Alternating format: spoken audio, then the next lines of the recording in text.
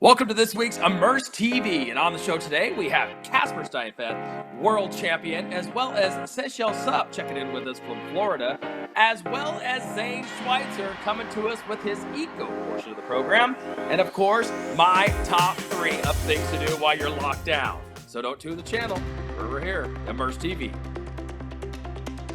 As of this recording, the USA is currently leading the world in the number of COVID-19 cases and fatalities, while Italy, Spain, and Iran are still battling to flatten their curve in cases and might be seeing some good news on that front.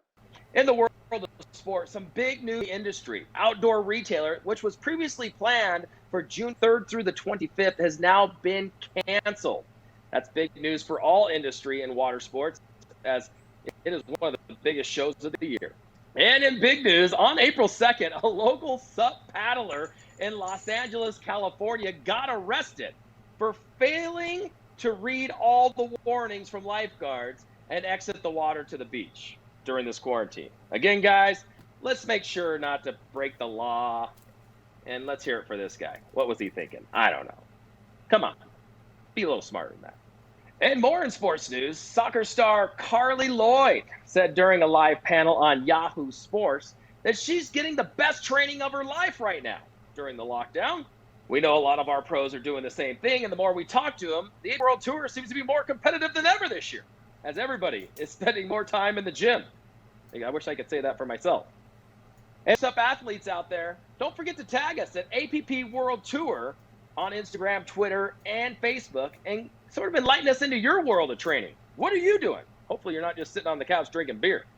Now let's move on to this episode as we look back at an amazing year in SUP, the 2019 APP World Tour, both in surfing and in racing across the globe. And the APP Tour did not disappoint last year.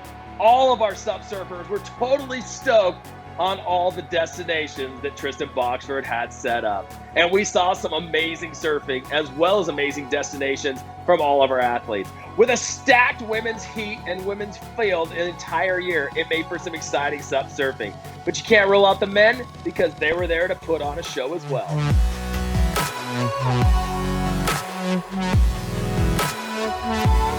And just when you thought it was good, it just kept getting better.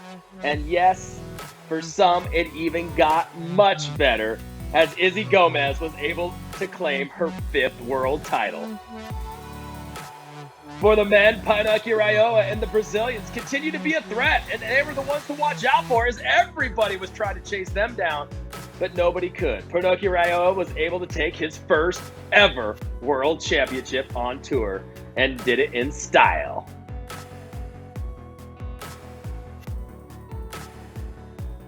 And to recap and discuss some of the most exciting moments of the 2019 season, we're joined now with 2 of the most fun people you could ever travel with, Daniel Hughes and Shakira Westdorp. Welcome, you guys.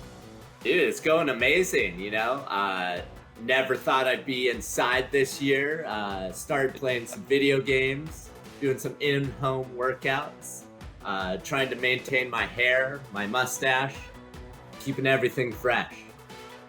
Then all the way from Australia, we have SUP Pro ISA gold medalist and firefighter Shaq with us as well.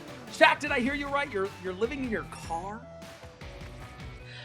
No, I've been living in here for a couple of months now, and it's working out pretty well at the moment. But nearly finished building my house with Justin Holland, so hopefully within the next couple of weeks. So, Shaq, we had a few new stops on tour last year, and you seemed to rip Barbados up. But out of all the stops we made on tour, which was your favorite? I mean, I do like going to the Canaries. The waves are awesome, and just hanging out with a fire and doing, all that stuff is awesome. But I do really enjoy that we've been able to go to different places every year. And experience new cultures and places that you may or may not have had on your to-do list, you know. So I think in that way, just going to all these new places has been such a good experience. And, with Portugal on the list for this year, I think that'll be super cool. I've never been there before, and I'm really looking forward to it. And Daniel, you, buddy, I'm kind of curious to see what your favorite tour stop was. And talk about the APP World Tour in your eyes and what you come to expect from it. Yeah.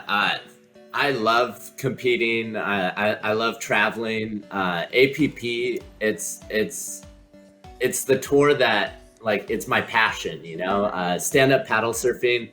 I started probably about 12 years ago now. And I started all because of my dad, and then I wanted to progress the sport. I was like, I bet I could get an air on this board, you know. I was on a big board. I'm like, what if I got a smaller board, but I could do more maneuvers on it, you know? And no one was really doing anything at that time. And then the Stand-Up Paddle World Tour came out and came to Huntington Beach, which is my hometown. And that's how I got involved with it. And then it just grew from there. You know, in Huntington, I actually surfed through the trials, made it all the way to the semifinals. And that was my first event ever on the World Tour. And it was pretty cool to be in my hometown. And Shaq, there was a lot of talk last year about how competitive, stacked the women's field was.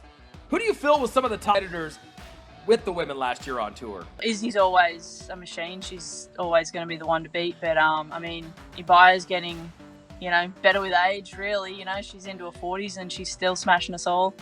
And then you've got, like, Yuka and, a few of the young girls that, you know, are just stepping up now. Got a few more years under their belt, getting a bit more powerful through their turns. So, I don't know. I think, and Lucia, who come on last year. So it's cool, some fresh faces, and it keeps you motivated. And I don't know. It's going to be an interesting year. I think everyone's going to come out firing.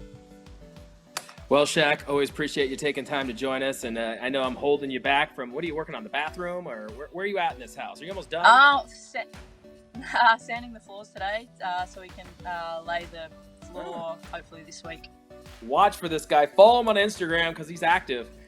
What's your handle? Daniel SUP. Right there. Instagram.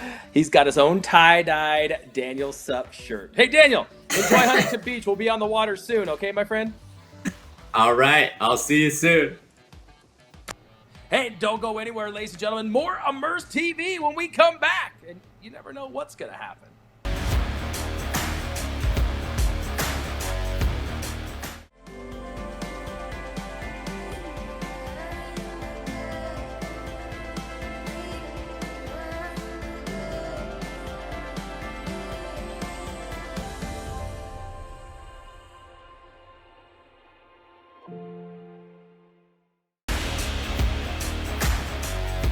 And welcome back to Immersed TV, as now we're going to go show you a little highlight of the 2019 racing season on APP World Tour.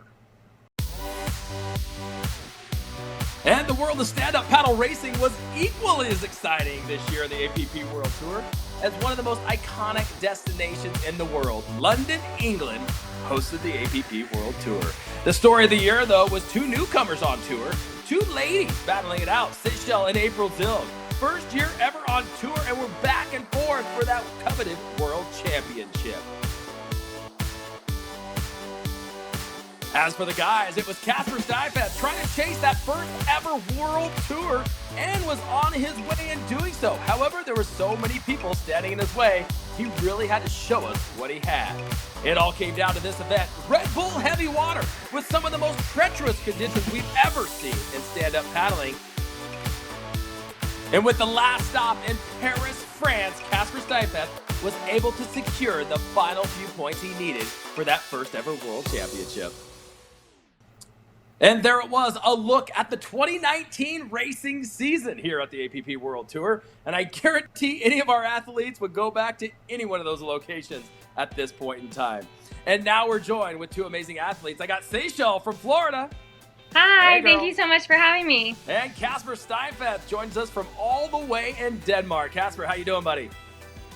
Yeah, I mean, it is definitely crazy times we're living in. I'm back home in Denmark in cold Hawaii / Viking land, as we call it. I was in Hawaii doing the Nash photo shoot and had to call my US trip short and come home to ride out this storm. And I think all of us are in really, really new territory, and we don't really know what's how long is this going to go on. There's a lot of uncertainty I'm dealing with. And Seychelle, how things out there in Florida? I know out here in California, people are getting arrested for stand-up paddleboarding by themselves. What's the current situation out there? Are the beaches closed there as well? Yeah, they're getting stricter and stricter by the day. Luckily, I live on the water and we are still allowed to go out for exercise. And they didn't specifically say you could paddle, but you're allowed to run, bike, swim, fish, all sorts of other things that I think paddling would be included. So I'm still able to train and paddle, and I feel very fortunate for that, definitely. Well, Seychelle, you definitely have the advantage being able to train on the water, and hopefully they keep the waterways open for you to continue your training. Now we switch over to Casper Steinfath, who had an amazing year last year. Finally, after 4 years, able to secure that world title. And your training regimen, when we talk to you, you're focusing strictly on sprints? I chose to focus on what I love and what I feel I'm good at, which is sprint racing. And the season just kind of blew up on me because I started off being injured at the first event in London last year and got a mediocre result. But from there, the sprints was just my main focus. And then all of a sudden, I was looking back like halfway through the year and realizing, damn, I'm actually doing okay in the overall ranking as well. And it was never the plan to win the overall title last year because it was kind of like a far-fetched dream that I just kind of saw disappear out in the distance. And then all of a sudden, Red Bull Heavy Water came in and changed that and like turned things up and down.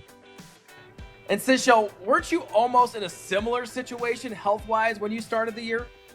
Yeah, actually, in 2019, at the beginning of the year, so pretty much this time last year, I was dealing with a really bad injury. I had 3 herniated discs in my neck, and I was out for a couple of months. London was only a couple weeks later, and really, I feel good, let me just go see what happened. So London for me was an absolute surprise. I didn't think I was ready. The time that I had off, the time that I had spent working on myself, my stroke, and all the work that I did through my recovery actually changed me. But I think it changed me as a person, it changed me as a paddler, and so I surprised myself, and I think I surprised a lot of people. So that was really, London was great.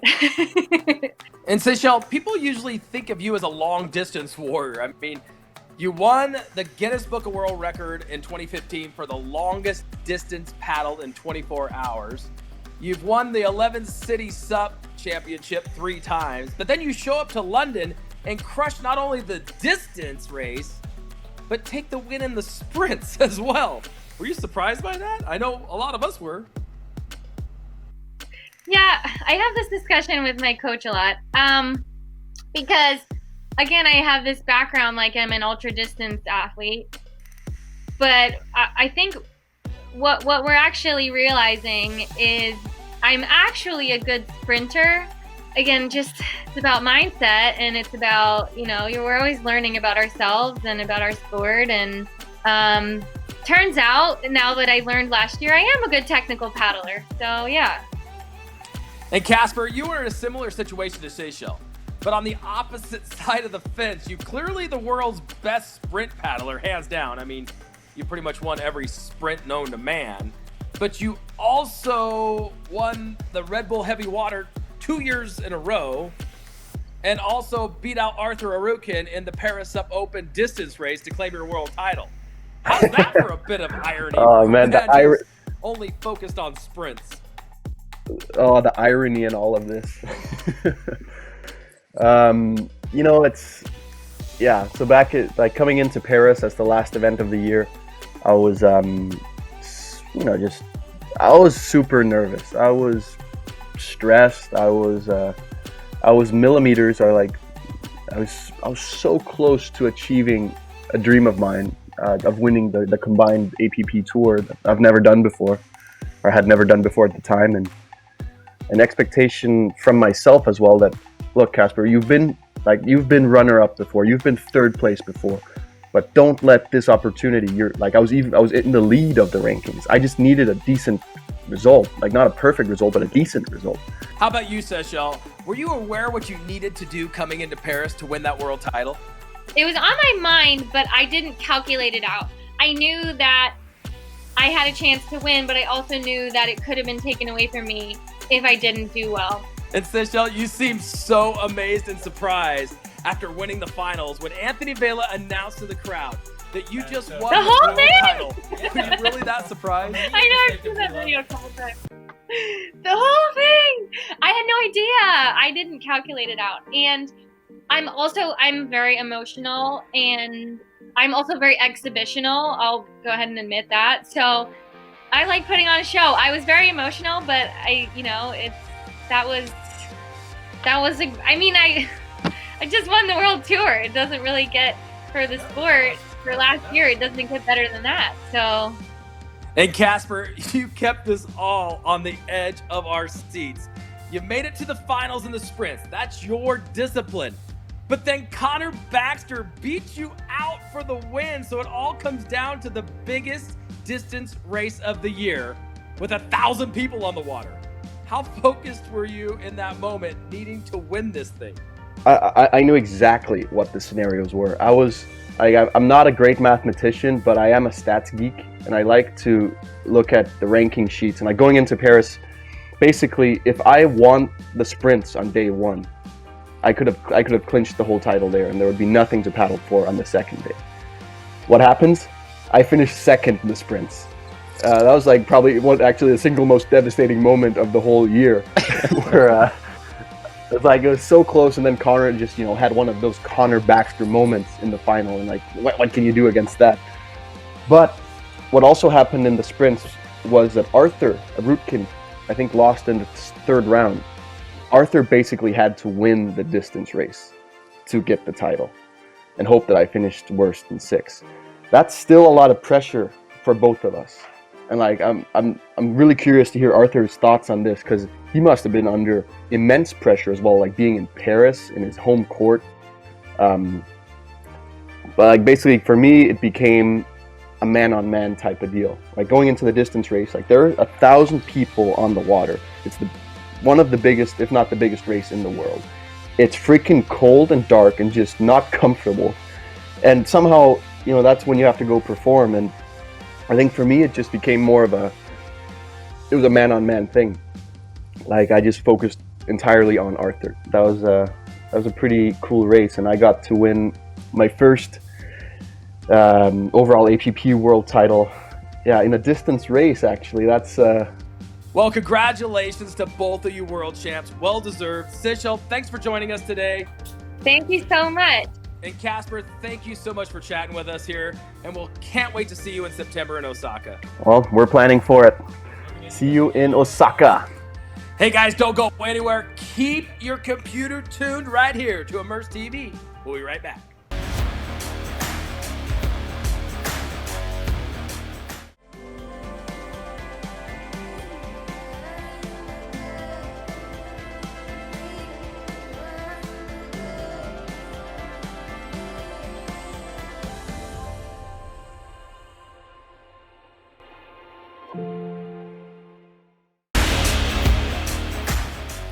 And welcome back to the show. Now we're going to go over to Hawaii and check in with Zane Schweitzer with his Blue Life tip of the day, which is recycled water bottles. Which, if you don't have one yet, where have you been hiding? Zane. Aloha and welcome back to another episode of Zane's Blue Life Tips on Immersed TV. I'm your host, Zane Kekoa Schweitzer, world champion waterman, published author, and ocean advocate. Let's talk about hydration. But first, did you guys know that 300 million tons of plastic is produced every year, and 50% of that is single-use plastic? So what could we do to be a part of the solution and not contribute to the problem? Get yourself a reusable water bottle. Better yet, get yourself 2. For me, every day I wake up in the morning and I fill up both my reusable bottles. I have my gallon jug stashed away in my car or somewhere safe near me, and then I have my small one on me at all times. Super simple tip to avoid having literally hundreds, maybe thousands of plastic bottles in your life annually.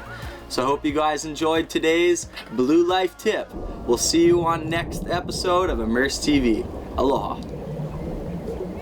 And thank you, Zane Schweitzer. I'll tell you, that guy always has something to enlighten you for. And now it's time to talk about Dreu Murin's top 3 podcasts of the week. We start off first with the APP World Tour's own Michael Booth, one of the strongest distance racers in all the land. And their very own podcast and very interesting information there. So I recommend tuning into that. And next, mine, Joe Rogan. Ladies and gentlemen, I don't know what it is about Joe, but he's always up to something entertaining, and he always has amazing people on his podcast, from world-class surfers to watermen to UFC athletes and much, much more. Joe Rogan, catch his podcast, always enlightening and entertaining. And then lastly, Chris Cote's Monday Mass. Why not bring a little zen and a little information if you're a WSL fan? As Chris Cote, it talks about not only the world of surfing, but fun, excitement, and much, much more. And that's going to do it for this edition of Immersed TV. We want to thank everybody for tuning in. Don't forget, if you're doing something cool and we want to feature you on the show, so tag us at APP World Tour. And don't forget, for full-length versions of all of our interviews with our athletes, tune into our YouTube page and Facebook page for those versions. I want to thank you all for tuning in, and we'll see you next week.